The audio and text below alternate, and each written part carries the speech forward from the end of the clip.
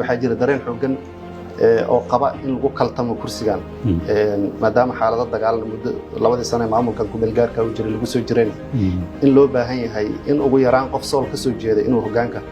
sii hayo waxaan wasiirka ugu horeeyay federaal ee mashaariic ka fuliya gobolada Sool Sanaag ololahaaga wuxuu ku shaabadaysan yahay inaad Puntland tahay oo Puntland maadaama aad kursigaaga xildhibaanimada ka soo weyday inaad colaad gaar u hayso Somaliland intaad wasiirka federaalka ahayd inaad colaad badan la gashay haddii lagu doorto labada dhinacna ee labada deegaan ka jiraan say u maareynaysaa ku suntanahay wala yaqaana oo mudana ka shaqeynaa runtii 20 sano ka badan inaan ka soo horjeeday barnaamij la asqar wax ka tirsantahay maamulka Qoybari kama tirsana Puntland horta anayna waxay tahay in dawladda federaalka madaxdeeda ugu sareysa ay kula soo xiriiraan si tartanka uga harto oo xilal federaal lagu abaalmariyo منوغلاني سعادتك معنا قدس فربضان iyo boob baa ka socda danjire Jamaal Maxamed Xasan ku soo dhawow Somali Stream waxa timid magaalada Laascaanood waxaad isu taagtay si rasmi ah inaad tahay murashax madaxweyne maamulka Waqooyi Bari muxuu yahay ajandahaaga siyaasadeed ee aad ku hogaamin doonto hadii lagu doorto kursiga Bismillahir Rahmaanir Rahiim ma sant Abdi Nuur wadin ma naqaaya dhamaantiin shaqaalaha Somali Stream saas sheegtay waxaan joogaa Laascaanood u taaganahay kana mid ahay sharaxinta u tartamaysa madaxtinimada maamulka Waqooyi Bari ajandaha ugu weyn aan leeyahay ama kamid ah 10 ka tiir oo ka kooban tahay manifestadeedu waxa kamid ah daan ku soo koobo amniga oo ah amni waara oo dhinacyo badan horumarinta dhaqaalaha kobcinta dhisidda kaabayaasha dhaqaalaha iyo arrimo noocaas fara badan marka 10 tiir weeye 10 ka tiir aan soo bandhignay oo dadku dhan la wadaagno natiijadii doorashada guddoonka golaha baarlamaanka maamulka Waqooyi Bari waxay abuurtay dildilaac isbahaysiga mucaaradka ah oo rag aan la hadalnay waxaa jira isku tuurtuur eedeymaha ah sida kursigaasi murashaxii ay mucaaradka riixayeen oo ku dhaafay ma kula tahay inay taas fursad siinayso dhinaca idin ka soo horjeeda ee Cabdiqaadir Firdhiye horta doorashadii dhacday iyo soo dhacday sida loo dhigay ma murashaxiin tartamay dhamaantood taageero waxa ka helayaan qaybo kala duwan murashaxa guuleystay ma murashaxa dawladda kaliya dhisaysa kan guul daraystana ma murashaxa mucaarad kaliya dhisaya marka waxaan dad badan oo isu yimi laba dhinacba oo fikrad duwan kala qabay laakiin ku midoobay ajandaha murashaxiinta tartamay marka ninkii ilaa qoray waa helay maaha waxay sheegan karaan credit-ka ama libinteeda sheegan karaan marka waxa leedahay wali midnimadu waa soconta midnimadu waa jirtaa wax xoogan tahay xubnaha mucaarad waa midaysan yihiin oo xoogan yihiin insha Allah natiijada soo socotana sabta la arki doona su'aasha kale ku weydiinaa waxay tahay waxa jira dareen xoogan oo qaba in lagu kaltamo kursigan maadaama xaalado dagaal muddo 2 sano maamulkan ku belgaarka uu jiray lagu soo jireen in loo baahan yahay in ugu yaraan qof sool ka soo jeeda inuu hoggaanka sii hayo ma horta arintaas waa dhamaatay maanta abraaci baarlamaankan saxeeyay waxa ku qornaa shuruudaha musharaxiinta iyo waxa laga rabo iyo tartanka doorashada marka barnaamijkii dadka qaar isku dayayeen lahaayeen hebel loo xiro hebel laga xiro hadii barnaamijka iska dhamaaday wax iska waxyaalo iska rumors oo dadka iska wadeen laakiin hadda abraaci la soo saaray baarlamaankan saxeeyay ku qoranta shuruudaha laga rabo musharaxiinta madaxweynaha madaxweynaha waqti dawladda doorashada dhacaysan waa la muday soo dhacaysana waa la sheegay marka insha Allah khayr bano dhamaan doonta sidii qaybihii hore process-kan oo dhan geedi socodka dawladiskan u soo dhamaaday ayaa tan ku dhamaan doonta deelad ololahaaga wuxuu ku shaabadaysan yahay inaad Puntland tahay oo Puntland maadaama aad kursigaaga xildhibaanimada ka soo weyday inaad colaad gaar u hayso Somaliland intaad wasiirka federaalka ahayd inaad colaad badan la gashay hadii lagu doorto labada dhinacna ee labada deegaan ka jiraan say u maareynaysa horta process-kan dawladiska socda mid shakhsiyaysan ma mid dadka deegaankan ay wax badan soo gashadeen nafi maalba dhamaan ummadda Soomaaliyeed raalli ka tahay marka ma wax Jamaal wato ama shakhsi kale wato saa markaan iraahdo macnaheedu ma aha in anigu taariikhdayda ama xiriirka siyaasadeed la leeyahay Puntland ama Somaliland mid ku saleysan anu number 1 waxaan ku suntanahay wala yaqaana oo mudana ka shaqeynaa runtii 20 sano ka badan inaan ka soo horjeeday barnaamijka gooni-goosadka iyo cidda wadata labo waxaan u taagnaa u qareemayay dhulkan deegaanka maanta Waqooyi Bari la isku yiraahdo oo 31 sano 34 sano ku jiray gooni goos sheeganaysay 27 sano ka midana ay isku haysteen laba maamul Puntland iyo Somaliland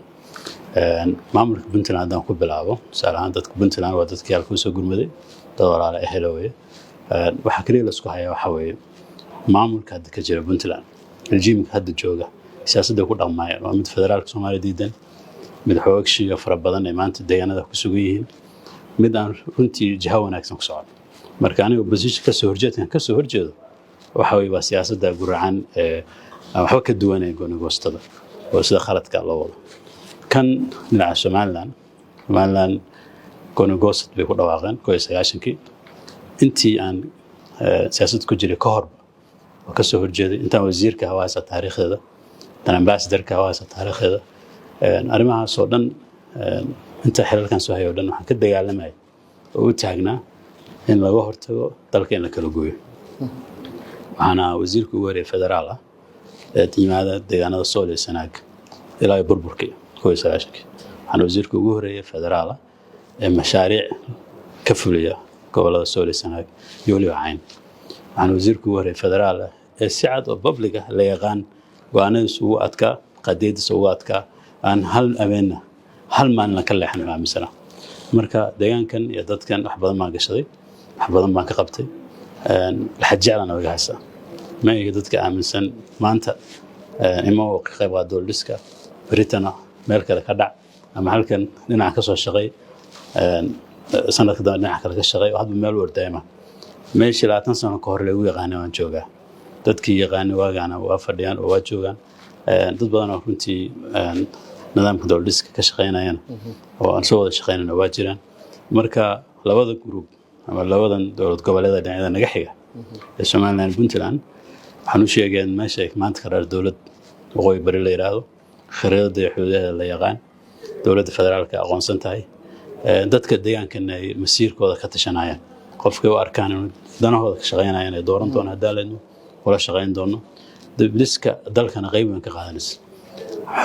xarun iyo xudun oo noqon doonta midnimada dalka waa la socotaa maanta xaaladda dalkan uu ku sugan yahay waa la socotaa xooga faraha badan ee iskaashanaya dalay dibadba wiiqaya midnimada dalka dhibaataynaya Soomaalida meel kasta waxaan isleeyahay maamulka ka dhasha insha Allah hadii la noo guuleeyo waxaan suuqyada iska saari doonaa gaar ah inaan adkana midnimada anagoo u mareyna meel kasta iyo si kasta aan ku adkeyn karo waxaan xoog saari doonaa oo ku qoranta ajendaha siyaasadeed oo saari doonaa inaan isla kaashano dowladda federaalka xoojinta midnimada dalka iyo dibadhiska dalka dhinac kasta hadday noqon amniga hadday noqon dhaqaalaha hadday noqon arrimaha bulshada hadday noqon dhinac kasta marka maamulka waqooyi bari wuxuu noqon doonaa gacanta midig ee dowladda federaalka Soomaaliya haddii alla idmo anagoo kula shaqeyn doonaa ajendayaasha qaran ee horyaalla sidaas oo kale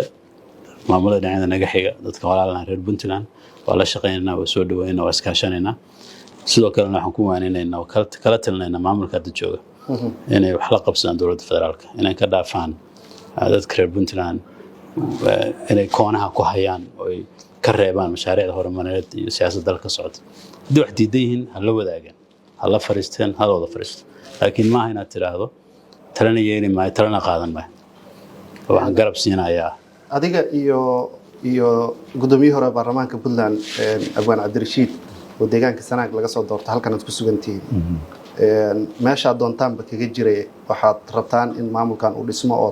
xilalka qabataan hase yeeshee salaadiintii ugu waaweyneed ee idin talaysaa siciidani kula shirtay Boosaaso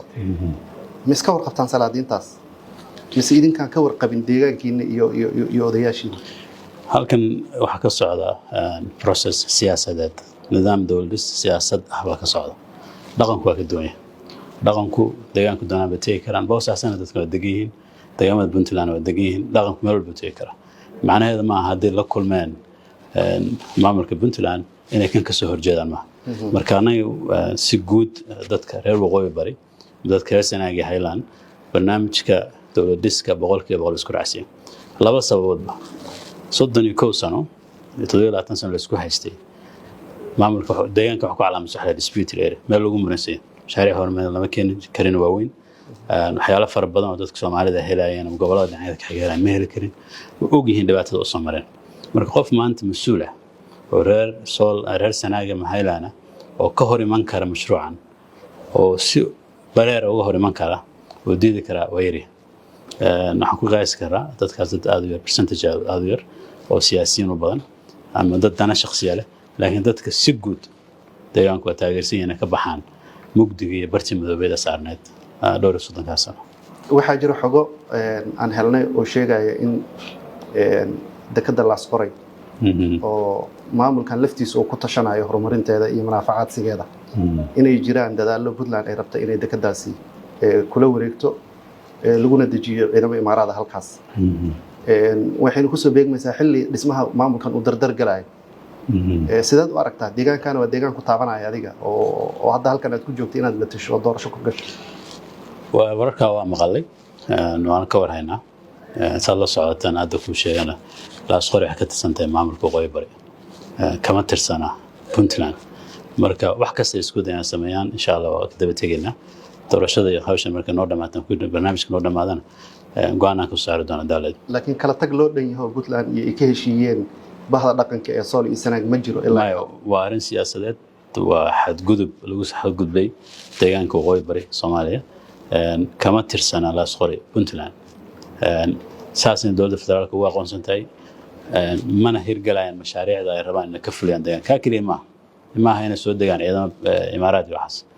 macdan qodis fara badan iyo boob baa ka socda shatiye fara badan baa la bixiyay dad shaqo la siiyay waxaas oo dhan ka warhayna marka arrimahaas oo dhan waa istaagi doona hadii alla idin ugu guuleeyo maamulkan doorashadan socota waxaas oo dhan waa istaagayaan mana sii soconayaan sababtoo ah dowlad goboleed kale dhulkiisa cid kula shiraakobi karta ama shirkada keeni karta ama wax ka qaban karta aan raali laga ahayn ma jirto marka waxa la mid tahay maamul goboleedka Galmudug oo kale Puntland waxa kama qaban karta deegaanka marka arintaas waa arin hadda looga faa'iideysanayo inta hawshan siyaasadda aan ku jirno insha Allah marka hawshan oo dhamaato oo gudaha gali doona haddii aysan jirin adaa noo cadeyn doona laakiin xogta aan hayno waxay tahay in dowladda federaalka madaxdeeda ugu sareysa ay kula soo xiriireen si tartanka uga harto oo xilal federaal lagu abaalmariyo ma nuglaanaysa cadaadiskaas xasaaska xeelas waa xeelan suurtagalayn amaas ugu dambeyntii ma ku sii jiraysaa siyaasadda Waqooyi Bari haddii xitaa kursigan aad boqolkiiba